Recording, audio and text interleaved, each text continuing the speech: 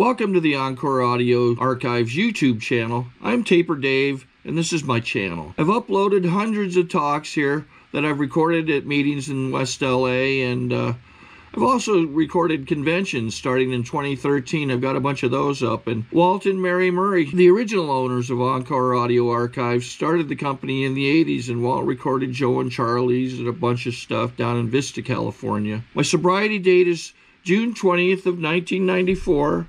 I hope you find something you like, so please like and subscribe to my channel and comment down below. If you want to hear something that I don't have or that you don't see, I'll see that I get it. Anyways, take care and have a great day if you want to. I was under the impression that I was just speaking and not being roasted. Yeah, that's my wonderful co-chair, everybody, who's tolerated my lack of sleep all weekend. Hi, I'm Andrew, by the way.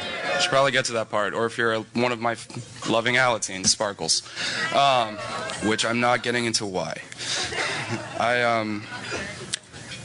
I've been in and out of program my entire life. When I was a kid, my parents would take me and my brother to their AA meetings and their Al-Anon meetings, their NA meetings and OA meetings, and just lots of weird church basements with no toys and boredom. But the stories were interesting because they always felt like something we shouldn't be allowed to hear, like just a little bit, just a tad inappropriate. For us, though, it was the experience as a kid almost kept me out of program, and I wish that I had embraced it sooner, because I think it would have made a lot of my struggles earlier in my life much easier if I had had preteen and stuff like that. But as it turns out, I actually fought entering Alatine tooth and nail. My dad had told us that my brother and I, he'd been telling us for over a year at this point. We had known about it for most of our lives, but we'd always avoided it. He told us that there was an Alatine meeting on Thursday night down at the church across from my high school. And I really didn't want to go at all, because I was afraid that, number one, there'd be people I knew. Number two, I would be bored. No offense, guys, I love you.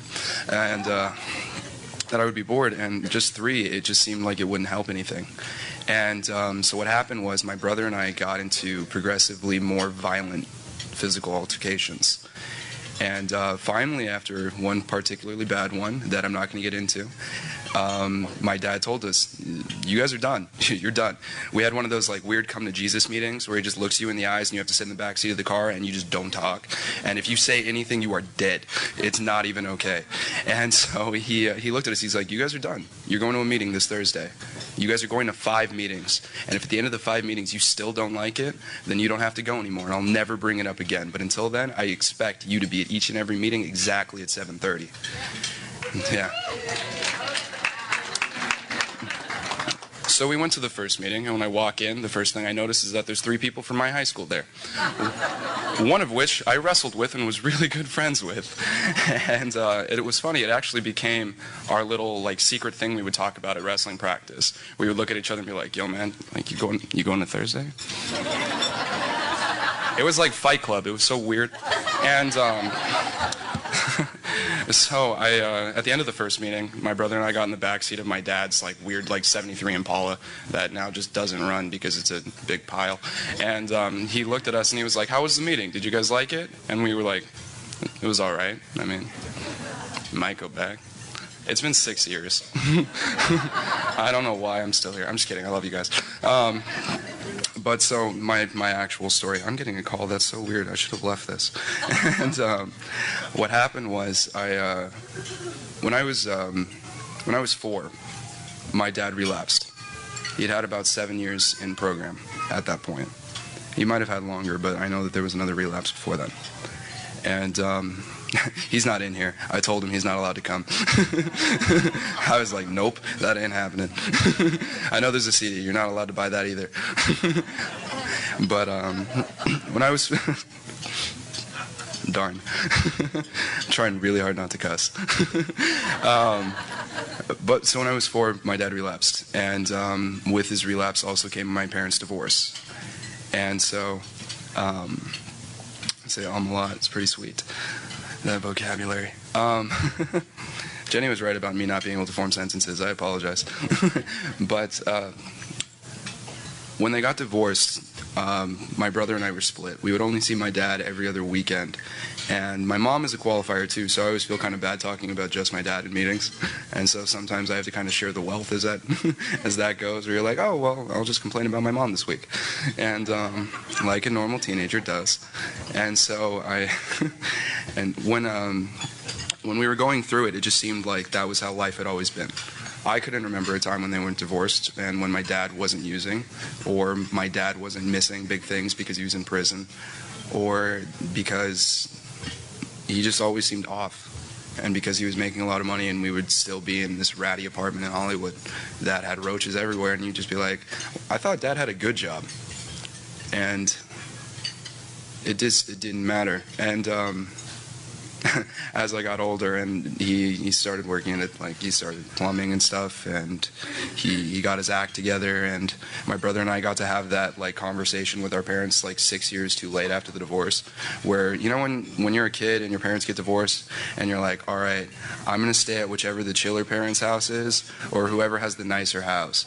And it was just like, all right, which double wide mobile home do we want to stay in?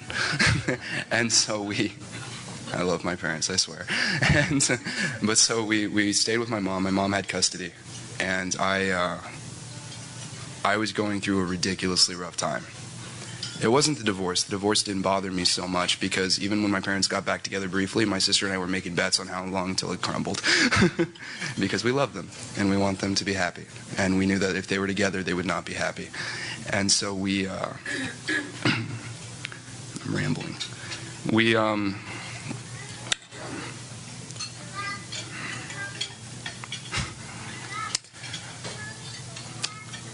As I got older, I entered high school, and even though I had my meeting, I wasn't working my program. It took me a while to start being able to work a really good program. I would go to the meetings every week, and I would listen, and I would be touched, and I would absolutely love hearing what everybody had to say. But I started my meetings when I was a freshman in high school, and my sophomore year in high school is still the hardest year of my life. I'm not an AA speaker or an NA speaker, but it's like I struggled with my own addictions. I struggled with my own problems with depression and anxiety and panic attacks and everything else. And it wasn't, following that wonderful, successful year of positive decisions, I entered a relationship where I got to acquire a new qualifier. That was awesome. And because Al-Anon relationships are so good decisions. If I had coffee, that's when I would take a sip to kind of ease the awkward tension. But gosh, how long do I have left? I should be checking. I was going to set a stopwatch, but I came up here and my phone started ringing. I was like, oh, geez.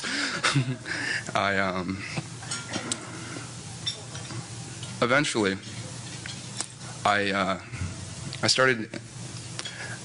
When I was in that relationship, it lasted for a little bit longer than a year.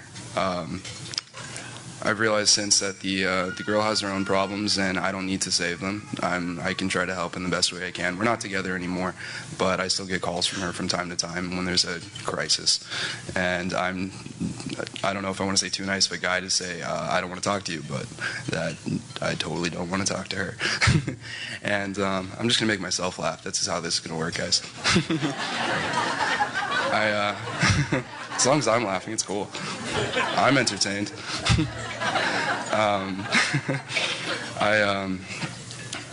Following that year, I wasn't programmed for that year-long relationship. And after it, the first thing I did the week after we broke up was I went to my meeting. And it was the first time I had been into my meeting in a year.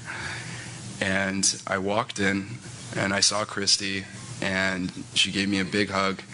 And I thought I was going to faint.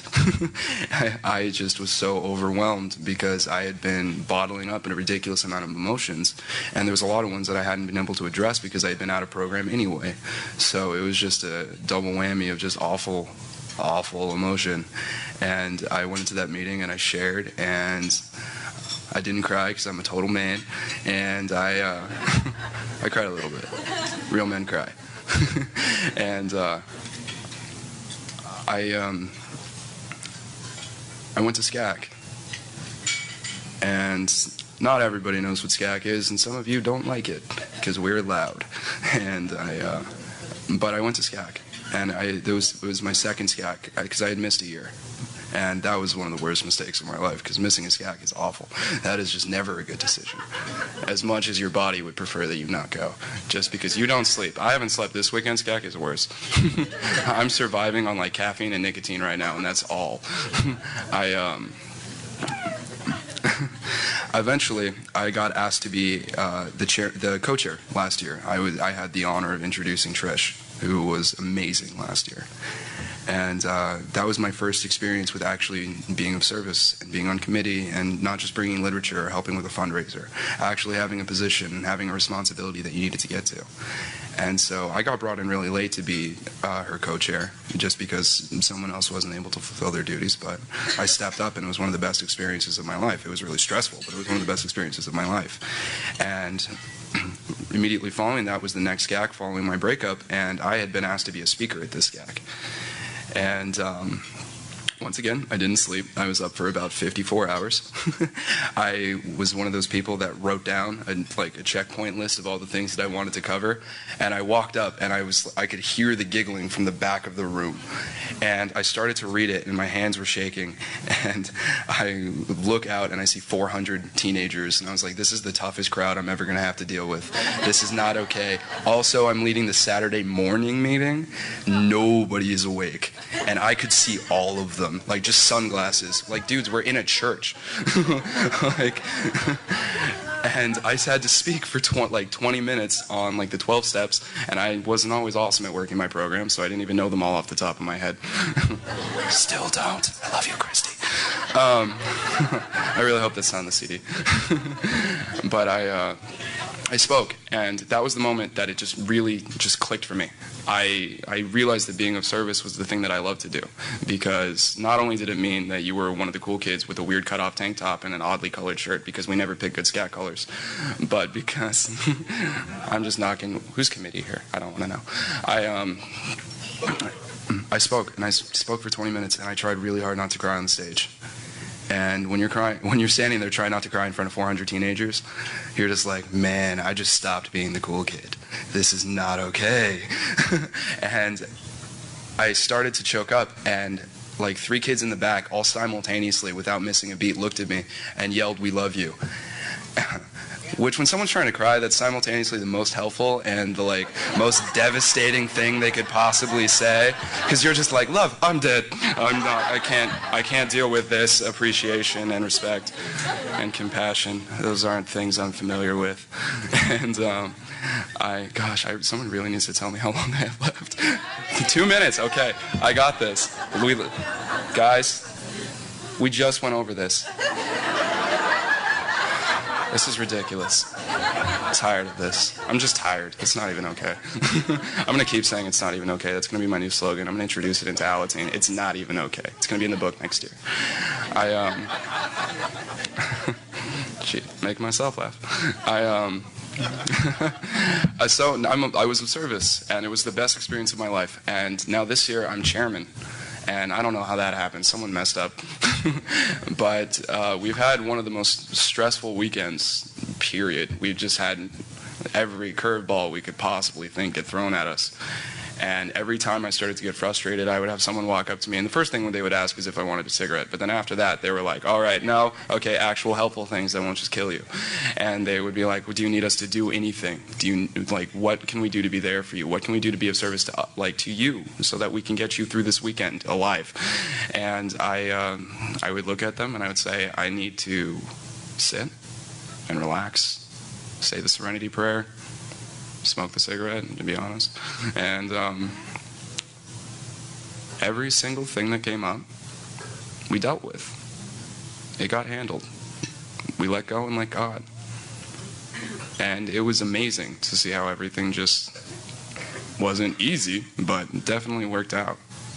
And that's how it's been with my program, with dealing with all of the, not abuse to me per se, well, especially not from my parents, but dealing with my own abuse, dealing with depression, dealing with having to decide that I have some kind of misguided messiah complex, where I need to save my brother, and I need to save my sister, and I need to save my mom, and I need to save my dad.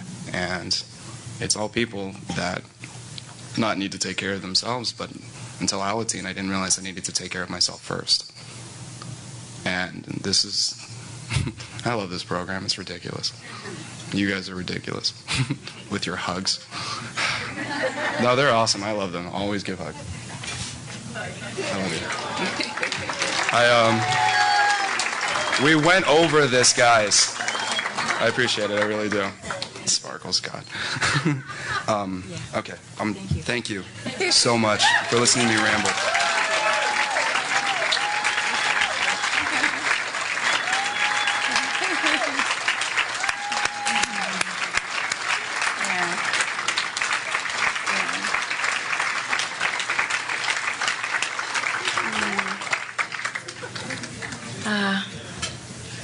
We're so gifted. Thank you, God. All right, the next person that will introduce the Al-Anon speaker is Karen J. Is she here? Here. Yeah, okay. Come on down. To obtain additional copies, receive a free catalog of AA and Al-Anon talks, or to find out about our tape and CD of the Month Club, call Encore Audio Archives at 1-800-878-1308, or visit our website at www.12steptapes.com. Thank you. Good morning, I'm Karen. Hi, Karen. Grateful member of Al-Anon. Antoine de Saint-Exupéry said, "It is only with the heart that one sees rightly. What is essential is invisible to the eye." It has been my experience in Al-Anon that upon meeting somebody for the first time, I feel an instant connection. There are no strangers here. The lady I'm about to introduce is no exception. It gives me great pleasure. Please welcome Jean B. from Northridge.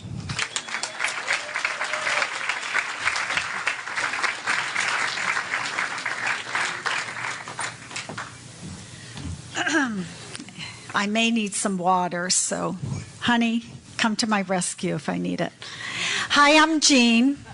I am such a grateful member of Al-Anon, and let me tell you, my first meeting, when I heard that, I did not understand it. It repulsed me, kind of. I mean, I just did not understand that. How do I follow Andrew? Oh, thank you, Andrew, so much. I love Alateens. Thank you, thank you. We love you. Now, I need to hear, I mean, he's getting "we love you" from his peeps. I need "we love you." Thank you, thank you, thank you, thank you. A room of Al-Anons, we're very helpful. I know, I know, I know. Oh my gosh, I want to thank the committee so much for such a warm welcome this weekend. And, you know, it's a little awkward for well, I can speak for myself, but we were talking about this for the two of us because we've been really involved. I've been really involved in convention work, but I'm always on the giving side, not on the receiving side, you know. So this is a little different. So thank you so much. Let me see, where do I start? At the beginning. I walked into these rooms in 1980 for the first time. It was not it wasn't my only time, but it was my first time. And I was so confused, so scared, feeling so abandoned, so betrayed. You know, I had been vulnerable with one person. That was Tom, and I were married at that time. And you know, our relationship, it seemed like we had been in this relationship, to me, like for an eternity. You know, I was saying I think we had been married 12 years, but in fact we had only been married 7 years, but it was a lot of work. It was a lot of work for me. And when we share, I talk about I was the, you know, he was the runner and I was the stalker.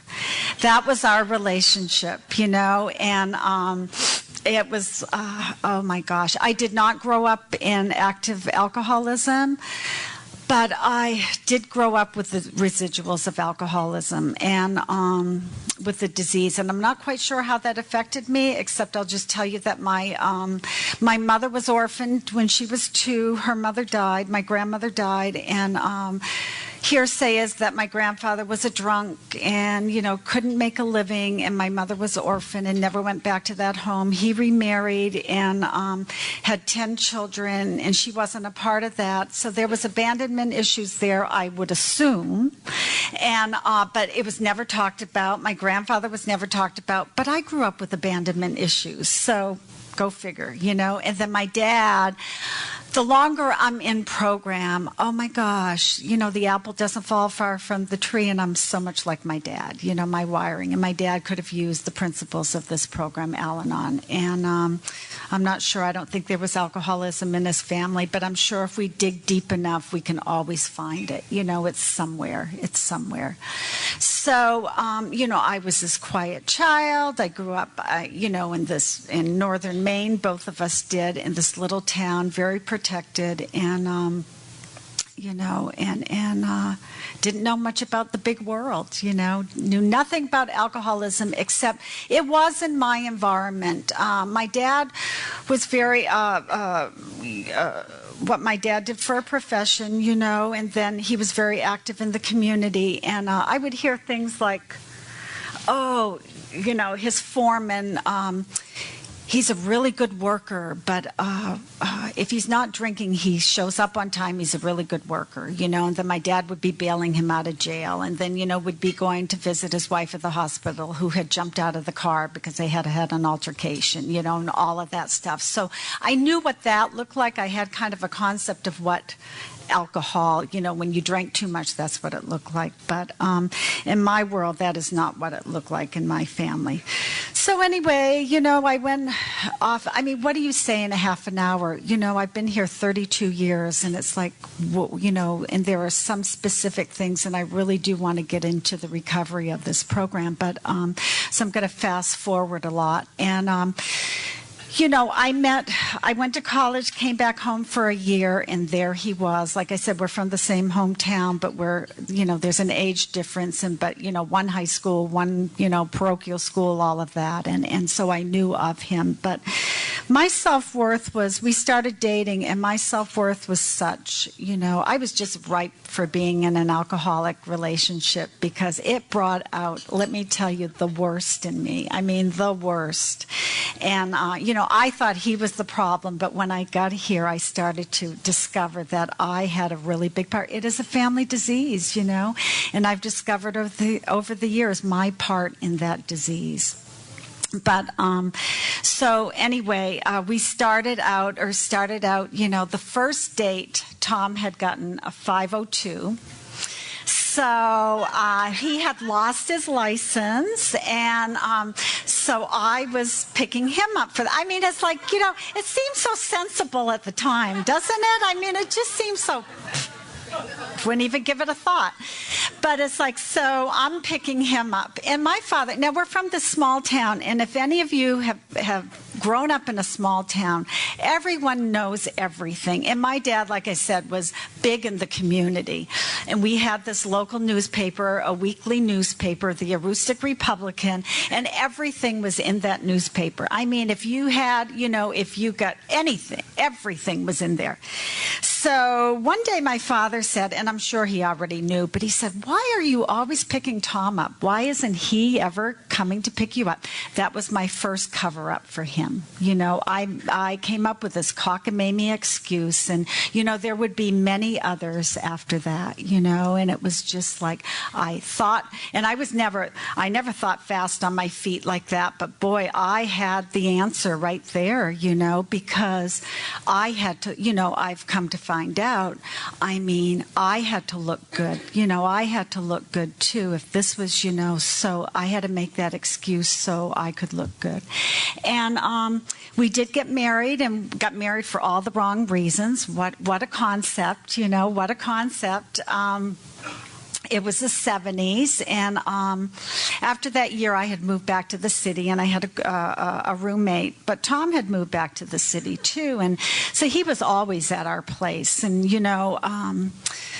listening to, I didn't have the concept of listening to my gut at that time, knew nothing about that, but I had that churning in my stomach, and so he was a fast talker and convinced me that it would be cheaper for him to move in with us, and move in. And I thought, oh my God, and like I said, I had abandonment issues. My father was bigger than life, and I always thought if he disapproved, he was just never going to talk to me again. So my parents lived about, 5 hours from us. And so every once in a while, they would call and say they were coming down for a weekend. And oh my gosh, they didn't know that Tom was living there. So he had to move out lock, stock, and barrel, everything, And so probably after the third time, I proposed to Tom.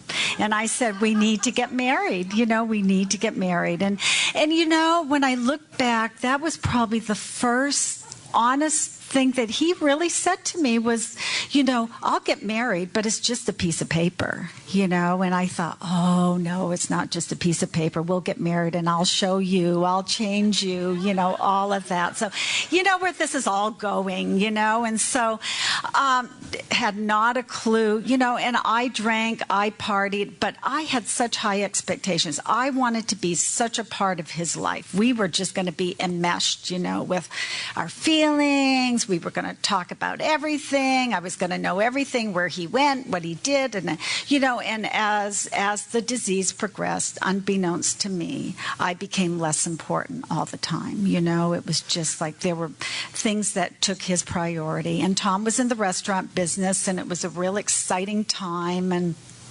I became less and less a part of that world. And like I said, I was the one that started having those meaningful conversations at 2 in the morning. I was the one that I had the day job. I had the professional job. I had to be, at work at a certain time. And, every morning we would have like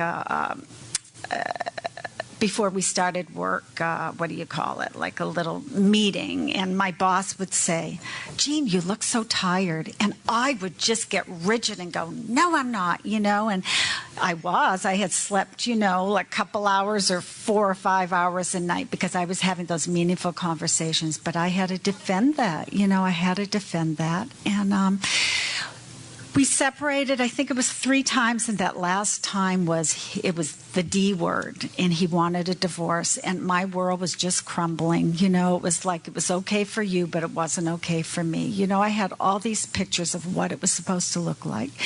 And we did go through that divorce, and I did not know how, I was going to survive without him. And I look back today and I go, that's what my self-worth was at that time. And you know what? I did quite well on my own. And, and what happened was physically Tom, did that geographic, and that's his story, and came to California. And I'm so grateful for that. And, as I look back, every time, men seem to be the men in my life seem to be where I have to grow the most, is my journey, with my dad, with one of our sons, with my husband. That's where the growth has been, has taken me on this journey of just really of acceptance and that. So Tom moved out here, and we did get that divorce, and I was on my own, and and I did, like I said, really, really well. And somewhere in that, Tom got sober out here, and he was really the one that told me about the disease of alcoholism. He started calling again. Every time before, it was like every time we separated, there was always that, how can I manipulate? How can I make it work? How can I get him back, And this time, we had gone through this divorce. It was so painful for me. I never wanted to get back into that relationship again. So that's not what I was looking for. But he started calling, and so it was different, and I was hearing something different. In fact, when he got into AA, I'm close to his mother, and we were talking, and she said, oh, Tom joined AA, and I thought, big deal, just another promise. I knew nothing about alcohol, about AA. But so he started calling, and and I say this to my sponsees today, it's not about the talk. You will know when there's a change. that's my experience. I just hear it. You know, it's just something that has shifted. You can see the shift. You don't even have to see it. You can just hear the shift. And that's what I was hearing. And somewhere in one of those conversations, Tom said, you know, is there feedback here? I'm just hearing feedback.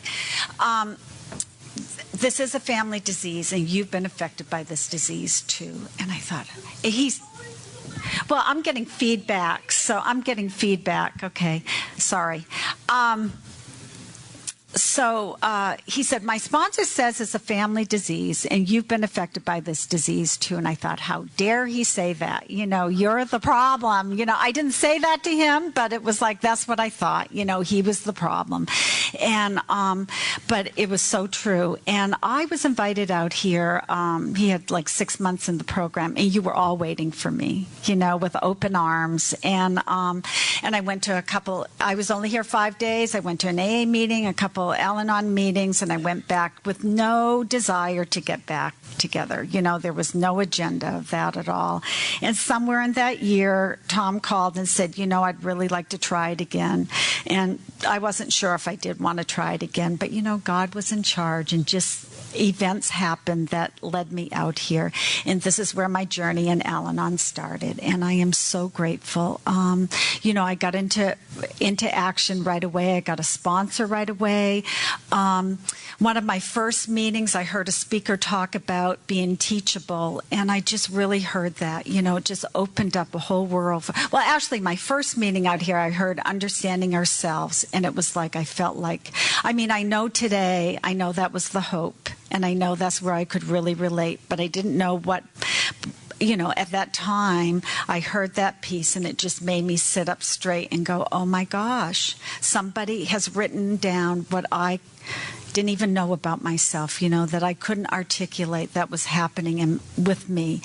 And so, you know, I just got busy right away. And that first year, I just took the body. You know, I didn't think about, oh, gee, I'm tired tonight or whatever. I just took the body, and the feelings followed, you know, and I got a sponsor. Like I said, I got active in the program. And you know, 32 years later, I do the same things today that I did that very first. I've had some really good role models here, you know. I'm still active in the program. I sponsor a lot of women. I call my sponsor at least once a week, and maybe even more. And she lives out of country. But you know what? I do that. And you know, that phone is never heavy for me because I just know how to do it. You know, it's like, it's practice to call in those light times when we can just chit chat. And then when the crap hits the fan, it's like, I know what to do. You know, it's not an effort to do it. I mean, it really is. And it's just, you know, and that's what's really kept me excited about this program, is being of service. I've been of service above the group level, and I'm, you know, always of service at the group level. You know, it's not a big deal. I don't care how many years I have getting a chair, putting chairs away or whatever. I'm just another member. You know, it's not about how many years I've been here. I may have a little more experience in certain areas, but it's not about how long I've been here. And, you know, we did get remarried. I moved out here and got married, and we started our family right away, and we have 2 boys, and they did go to preteen, and one stayed in Alateen, and that's where he found the excitement, and that's where he found his disease, and I don't blame Alateen at all. You know, he was that's where the excitement was for him, and I'm so grateful for that. There's these rooms for our young people too. You know, it is a family disease, and you know, I don't know how much time do I have. About 5 minutes. Okay. So I could spend a whole day on this subject, but we had, like I said, 2 sons. And when Tom and I talk, he'll say, our older one, the apple doesn't fall far from the tree. He's just like me, like him. And then he'll say, and our younger one, intuitively, he knows how to do life. And I don't know where that came from. And I'm sitting there and I'm thinking, it came from me. What does he think? You know, it came from me, you know. But it's like, You know, and humor is another thing, because I have found humor here and laughter, because that is so healing for me. You know, it's like I was dim and grim and serious when I came in. It was serious, you know. And I started also going to open AA meetings, and I still go. 32 years I go to an open AA meeting with my husband. And that's where I have also found the hope, you know, I found the hope there, and a little more understanding. But our oldest son is the one that, like I said, he was an Alateen, and he never wanted to be alcoholic, so he defended that right, and he just, whatever, that's his story, but he just, you know, it's been colorful, let's say that. And we've been a parent of having to deal with jails and prisons, and, you know, and that was not my environment, you know, and how to wrap our heads around that, you know, and, you know, and when I look, there was a lot of, you know, today I find, you know, the positive,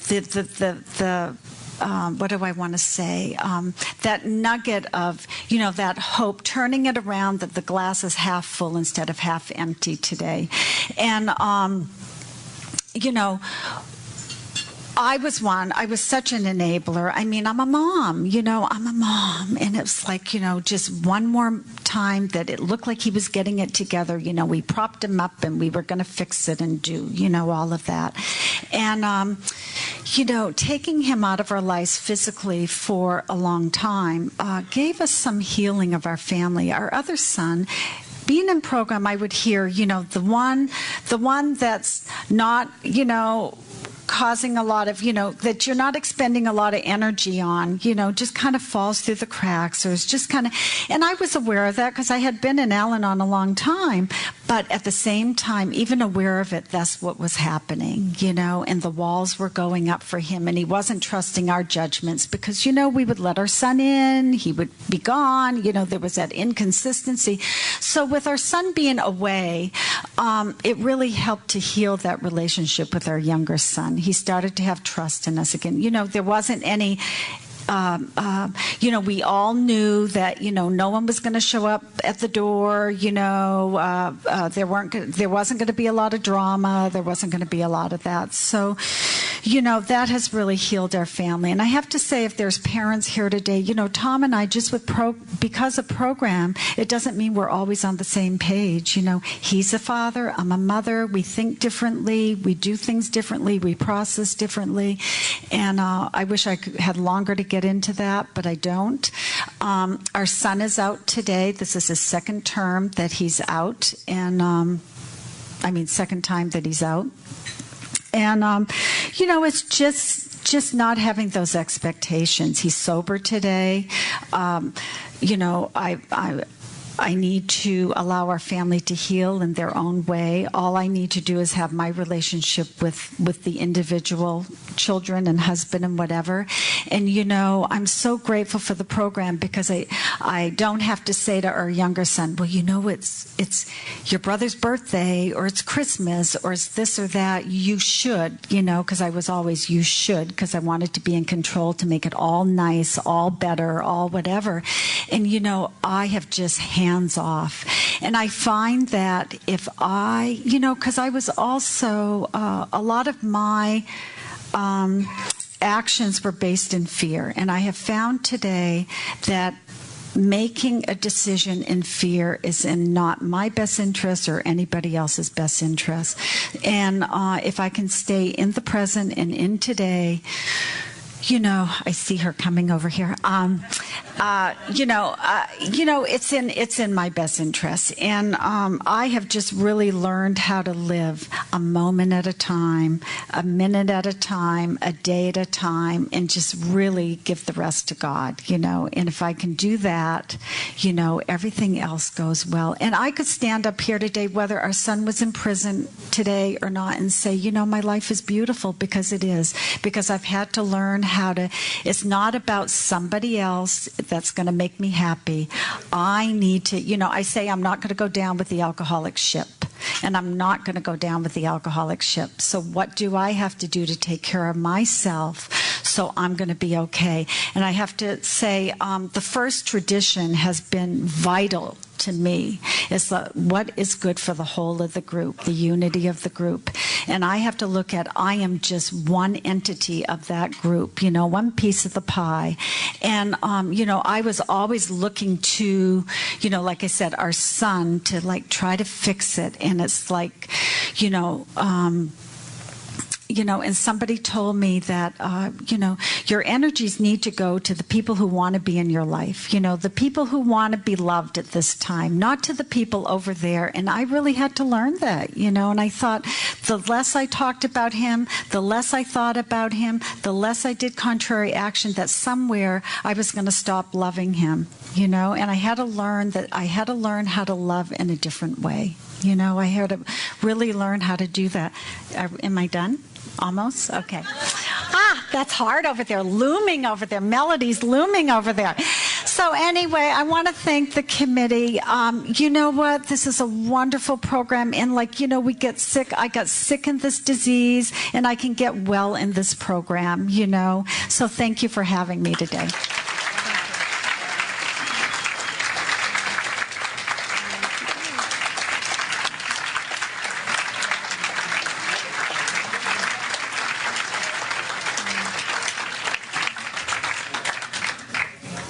Thank you. I love just listening to people's stories and know that the program has taught me that all things are from God. And I just have to be patient. And so I learned to have a God box. Anything that's on my mind, I write it down. And perfect resolution. I just have to be patient. All right, our next speaker will be introduced. Our AA speaker will be introduced by Barry J.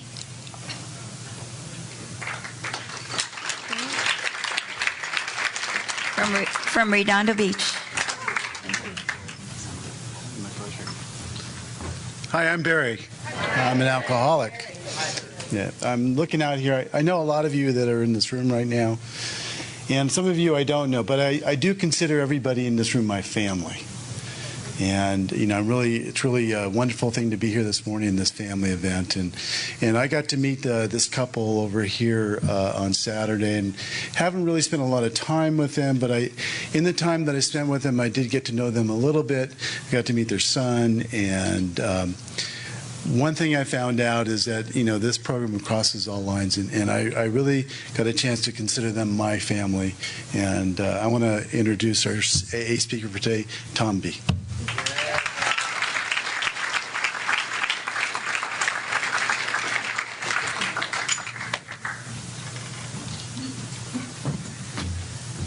I'm Tom Bouchard, and I'm an alcoholic.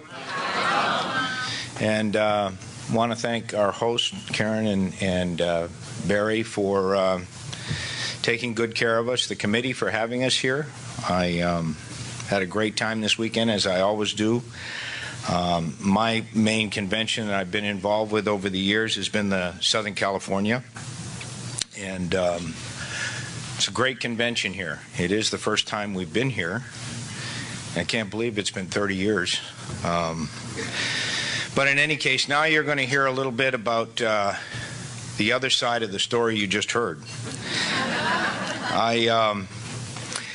When we early on in sobriety, I don't know, I was probably 3 or 4 years sober. We got invited up to Bakersfield to speak as a couple at a Al-Anon AA function, and I remember sitting there, and Jean went first. And I listened to her story, and I listened to the, you know, where it, and I just sat there going, who the hell is she talking about?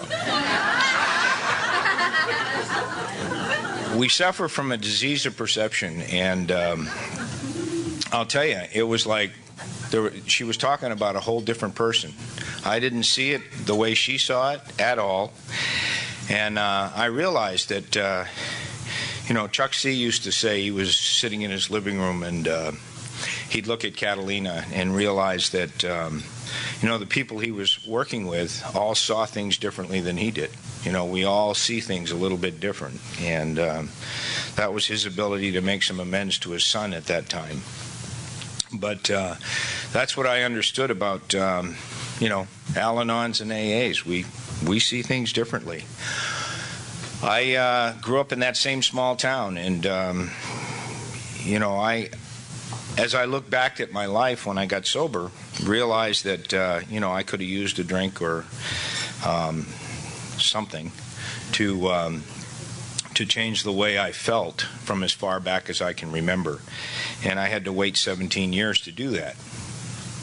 So I always felt different, felt alone, felt like I didn't fit. But I don't know if I could have told you that growing up. But as I look back at my life, that's what was going on. I was always uncomfortable. Didn't mean that I didn't, on the outside, do the things I wanted to do or hang with the crowd I wanted to hang with. But I always had that feeling that at any given point they were going to tell me, that's enough, Tom, hit the road. And where that came from, I don't know. Today, as you heard Gene share, we have 2 boys, grew up with the same parents in the same home, never saw me drink, grew up in program, and they're totally different. So I do understand that this disease has a genetic disposition. There's no question in my mind about that. And I believe I was born with this disease. I just needed to pour a little alcohol on it to get it going. And when I graduated from high school, that summer was the first summer that I got some relief and kicked my disease into play. And as I look back, that's probably a good thing. My son, the oldest, started a little earlier and had difficulty with his life finishing things up. And for me, once I started to drink, this was in the 60s, by the way. I got out of high school when I was 64. In 64. So I'm 130 right now. I look good, huh? But I graduated from high school and started to drink that summer because I'm also one of those guys. My disease works where I did enough to get by. I was always in trouble. This was long before I ever drank. I figured if you drilled holes in the muffler, the car would sound good. That was before I drank. It'd be one thing if it was my car, but it was my mother's. And the other thing is, she said, "Boy, that car sounds bad." And I didn't do anything. Wasn't me. And so when I started to drink, I went to school that fall. And that was the tune of my life. I ended up flunking out of school my first year of college because I didn't go to classes. It was much more fun to get out and hitchhike and go places. And I didn't have to account to my parents because I was away at school.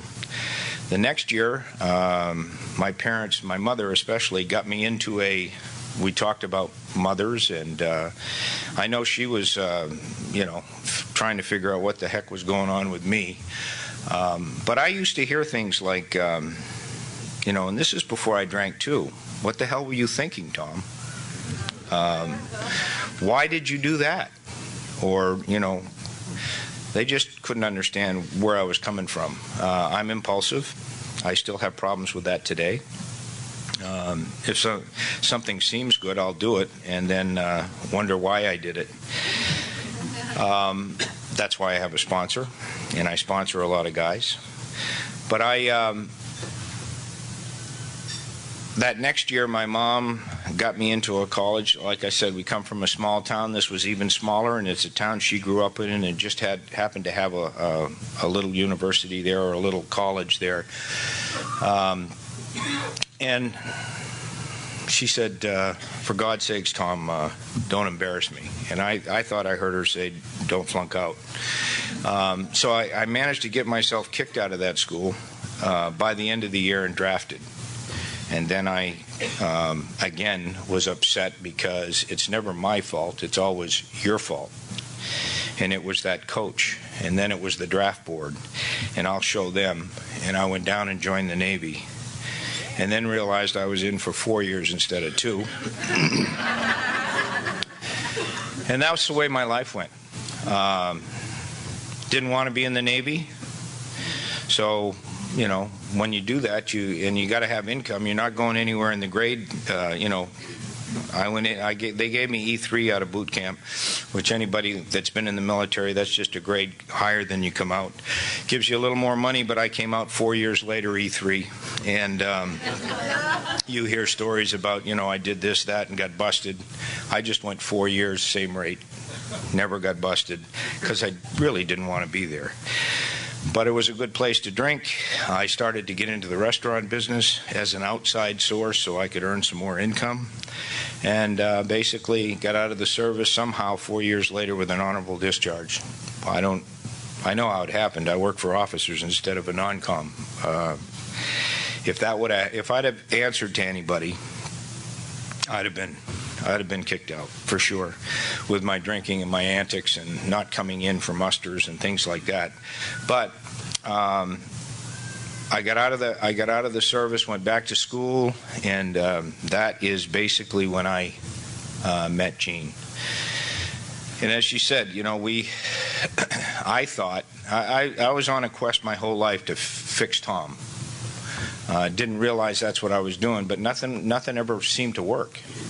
And I knew a lot of, by that time I'm out of the service, I'm 6 years out of high school, and most of my guys that I know have gotten married, they're having kids, and I figured, well, maybe that'll fix it. And I just didn't have a clue I was the problem. And I was a functioning alcoholic. Jean and I got married, and what we talk about in AA are resentments. They'll kill us. Resentments, that's what I would get. I'd get a resentment, and then it would be like, adios, see you later, pick a fight, do whatever, and we'd split up. And then I'd go hurt myself. In the restaurant business, I was alcoholic, but I was no dummy. I found a good friend that owned a few restaurants, and I went to work for him, and he drank just like I did. So the last 10 years of my drinking were great. You know, I ran restaurants and drank and ate for free. Music. Cell phones are great, aren't they? Mine vibrates in my pocket. Anyway, we got married, and I worked in the restaurant business, and you know, everything alcohol did for me what nothing else could. You know, it became my best friend. It was the primary thing in my life, and somehow I functioned. And I came to a point when I was in 1980 where it just wasn't working the way my father died suddenly. He was 62 years old at the time, and I know that affected me, but I had been drinking and using on a daily basis for so long that I was sort of numb to the whole situation. And but I know it had an effect, and Jean and I were split up, and I thought I came up with a brilliant idea. You know how we come up with those great ideas. And I figured if I divorced her, if I quit my job, and I got out of Dodge, I'd be okay. Everything would be fine. And since I had had some experience in the service in Hawaii and California, and I love warm weather, that's where I came. I hit Laguna Beach, drank with my cousin there, and I wasn't in California 6 hours, I don't think, and I realized I felt the same way I did when I left Maine. And I didn't know anything about our program. It just scared the hell out of me. I didn't know what was wrong with me. It was a bar manager of mine who I'd let go in back east because he couldn't stay on a bar stool on his day off, and I had looked him up in Culver City to party with him, and it just so happened he had a DUI, reduced to reckless driving, and he was about 60 days sober in the Pacific Group and had a sponsor, and he was in the middle of the activity there. And all that Ray had to do was open the door, and I could see in his eyes what we see in somebody's eyes when they come alive in the program. And I said, Ray, you look good. And he told me he wasn't drinking. And I thought, wow, really? And I just didn't know how you didn't do that. I'd been doing it for 17 years now. I was 34 years old, and I told him, well, then let's smoke a joint. And he looked at me and he goes, look, Tom, I don't do anything that affects me from the neck up. And that just blew me away. It was like, how do you have any fun? How do you do anything? But he's the one that took me to my first meeting, which was Ohio Street. I didn't know what you guys were about. All I knew was the drunk was the guy I had that came in to panhandle the bar or the restaurant, and I had to get rid of. You know, to me that was an alcoholic. And the people in this room looked good. They all scared the hell out of me because I was so fearful of everything in my life without something in my system. And after that first meeting, what I was to find out later is I found some hope, because I didn't know what was wrong with me, and I thought, you know what? If Ray can stay sober, maybe I can. Now, Ray saved my life that day, and, you know, I've lost contact with Ray. He's been in and out and hasn't been able to stay sober. But he saved my life over 33 years ago. And, you know, that's the way this program works. You know, I pray for him, and I hope that he eventually finds this thing before it kills him. But, you know, he saved my life that day. And that was my beginning. After, you know, I just started to do things in program. I got a sponsor on that Wednesday. On that Friday, I was 5 days sober, and I had an interview with Charlie Browns, the regional manager back then, and this was 1981, and he offered me, you know, an assistant managership for 6 months, and if I liked him and they liked me, they'd give me my own restaurant. And it was more money than I had ever seen, and I took the job. Then I called this thing they called a sponsor, who I'd gotten on a Wednesday, to give him the good news. And what he told me was, you can't take that job. And I thought, you're crazy. You know, and I know today it was my higher power working in my life. You know, somehow or another, my head told me, you know, he's right. I knew the kind of hours and the times I'd have to put in, and I wouldn't get to meetings, and I would definitely drink again. Somehow that came to play. And that Friday night, I told him, I'll do anything you want. And I realized it was the first time in my life that when I wanted to do something, I did it, period. I didn't care whether my parents told me no. Didn't make any difference. This was the first time in my life where I took a contrary action to how I felt. And that's been the name of the game for the last 33 plus years, is taking contrary action on a daily basis. Because, you know, even today, my head tells me all the time, you don't need to do this, you don't need to go there, you don't need to be of service. My disease is alive and well between my ears. Just because I don't drink doesn't make any difference. It's not the alcohol, it wasn't the drugs. It's what goes on between my ears. And it's as alive today as it was over 33 years ago. And the only way that I can defend that is to be in these rooms and with you people. And like Gene said, you know, I think we knew from about 2 years old when our boy, he didn't like the word no. In fact, you know, it just wasn't part of his vocabulary, and he would just, you know, go and go and go until he got a different answer or he got a surrender from us some way or another. And you know, we've had, like I said, we've had to watch his journey. You know, the 20s have not, well, really, from the time he was probably 18 on, and he's 31 today, we've had to watch the progression of this disease in our own kid, and it's hard. Like Gene said, it's you know, I've never bailed him out. I've tried to, but he's your kid, and you're gonna, you know, you always have that hope that it's going to be different this time. And like Gene said, this last little stretch has definitely, you know, I could hear that 180 turn. I could hear it, and the last 9 months he's been out, I can see it. And it's strictly through the actions we take, because that's what this whole program's about. It's not what I think between my ears, it's what I do on a daily basis. You know, it's all about the actions I take. I'm trustworthy because I take trustworthy actions, not because of what I think. You know, and that's what I look at today. I look at that in the people around me, in the examples that are out there, in the old timers, and even in the newcomers. You know, it's all about what they're doing. And I was taught early on, if you do what you say you're going to do when you say you're going to do it, be where you say you're going to be when you say you're going to be there, those two things will keep any human being in good stead in their lives, not just alcoholics.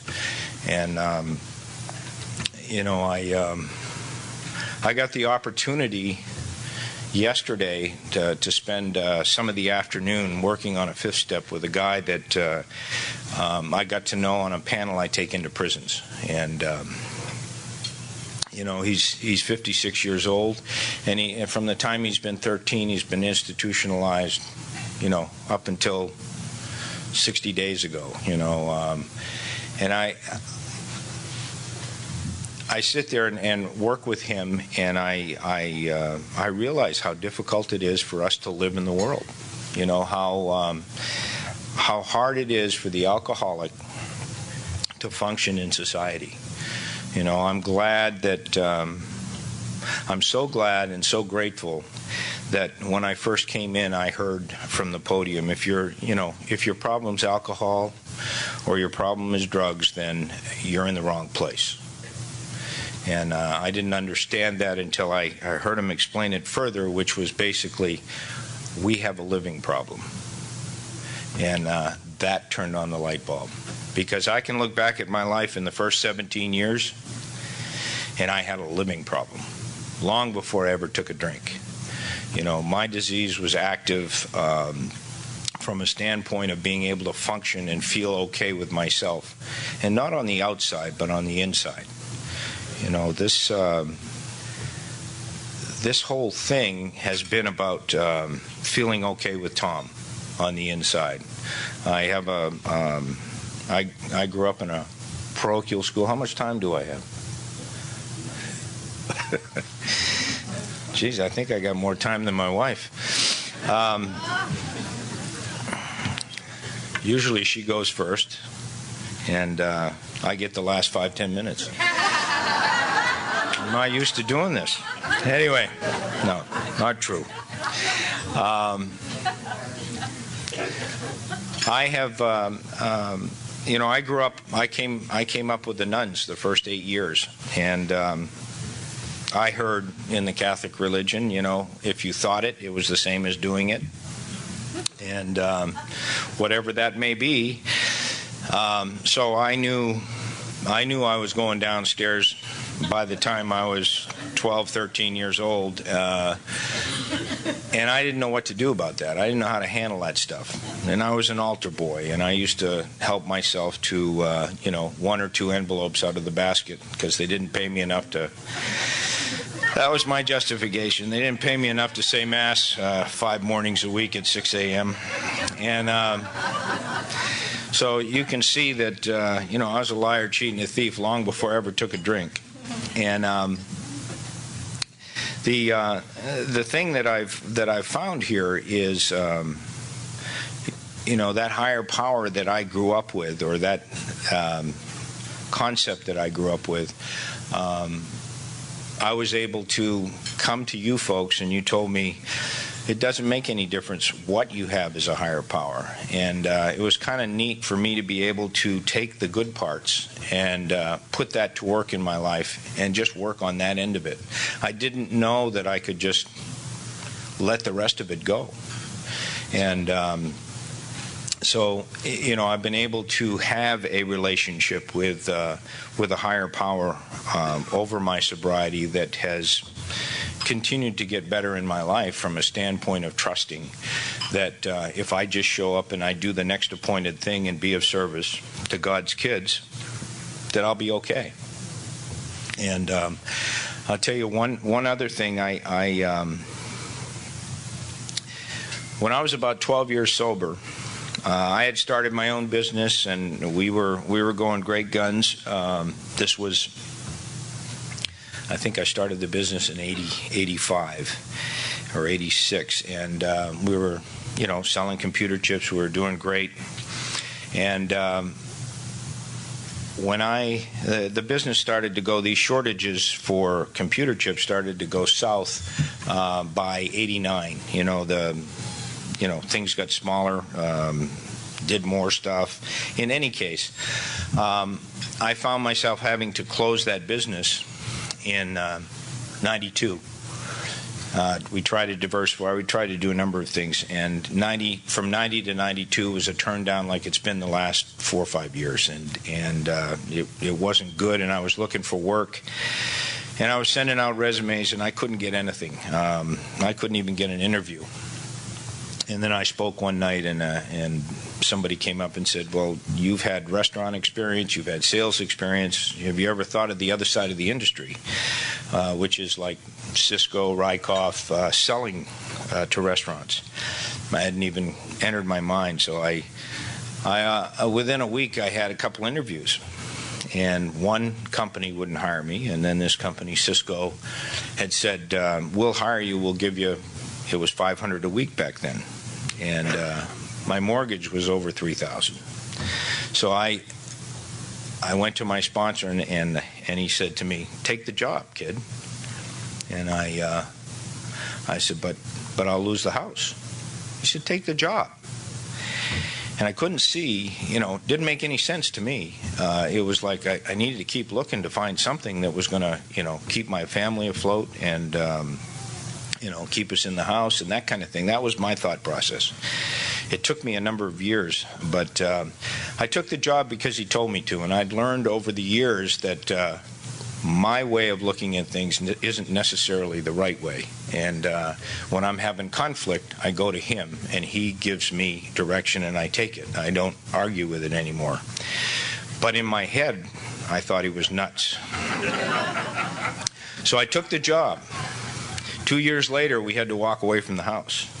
And in those 2 years, boy, I tell you, I kept saying to myself, I knew I was right. I knew I was right on that one.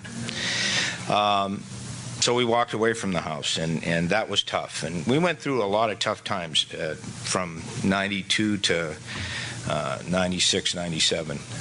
But I'll tell you, 2 years ago, I retired from Cisco after being with him a little over 19 years. And it was the best move he made, because I wouldn't have. You know, they had a pension plan. They had everything going. And unbeknownst to me, you know, I just showed up and did the job. And it was the heyday for Cisco in Southern California. So it turned out to be the best move, like I said, that could have been made. But those are the kinds of things where, you know, my thinking doesn't work, but somebody else's. And I was trying to explain to this guy yesterday, you know, anybody else will come up with a better decision for me than I will. Anybody. It doesn't make any difference who I talk to, because what's coming out of my mouth is the problem, not all the emotions and the feelings tied up in it. And you'll always get a better response. I am so grateful to this program for the opportunity to, you know, like Gene said, we have our ups and downs, but there were two things that when we got back together and got remarried, there were two things. One from Gene that said, I need you to be faithful. And the second one was from my sponsor at the time, said, you don't get to run anymore. So I've had to work on those resentments. And, because I don't get to go anywhere. I got to stay there. And it's been the best thing in the world. We have a great relationship. We have a great relationship with those kids. And none of that would be possible without Al-Anon AA. I am so grateful to live today with the center being my program of AA, and that we have Al-Anon in our house to the extent that we do. I want to thank you for our lives. Thanks.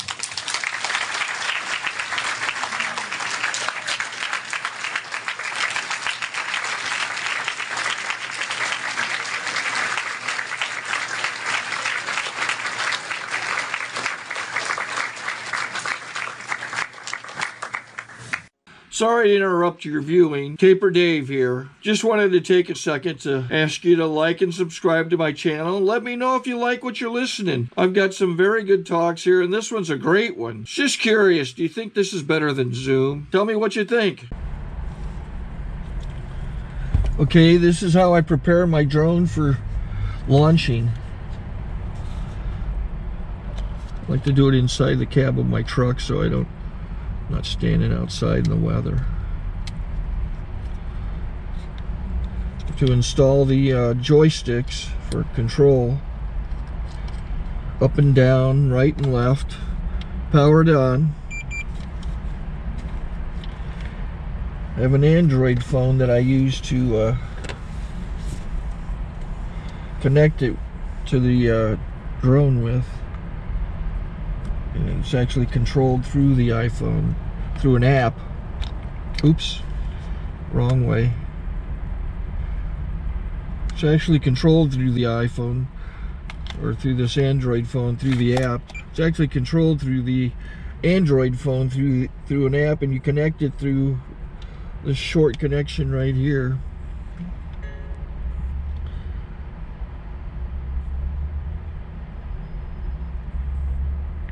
Remote control connected. Remote control's connected. So I pull out the drone. I have to extend the legs. Long legs extended first, then the short legs. Remove the gimbal protector. Set that aside, then power it on one short burst, then one long burst. I lay it down. So I have to go to calibrate. So the drone's not connected yet. It shows you here as this drone gets disconnected, even though the remote's powered on. So the drone has to establish it's connected. So I go into the app to calibration mode. First I'll calibrate the remote controller. Start calibration. Out, in, oop, out, in, up, down, and then this little wheel is to control the gimbal. So it's calibrated. Go to gimbal calibration, start calibration, and then it calibrates the gimbal. I don't know if that shows up. The gimbal's moving all over the place. Changes, you can see it on the video. And I'm calibrated to take off. It's acquired 7 satellites at the moment. There are 26 satellites up in the sky, which it has to acquire before you can take off. So it's connected. It's got enough satellites. This is white. I can go to press this little arrow button, swipe right to take off, and it would start the motors if I slid this to the right. But I'll wait till I get outside. Don't want to do it inside.